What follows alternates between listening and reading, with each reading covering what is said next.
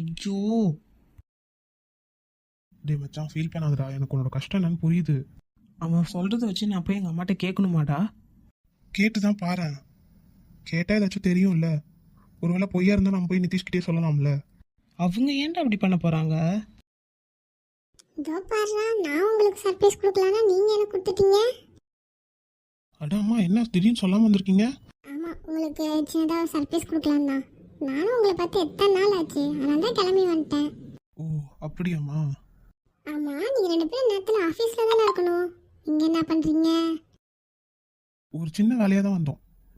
சரி விடுங்க, நீங்கள் வந்ததும் நல்லதாக போச்சு. அதனால தானே நான் வந்தேன். ம். சரி, என்ன அருண், என்னை பார்த்த ஷாக்லேயே இருக்கியா என்ன? வாயை திறக்க மாட்டேற? உன்கிட்ட தான்டா பேசிகிட்டு இருக்கேன். அருண், என்ன ஆச்சு? அம்மா, என்ன அருண், சொல்லு.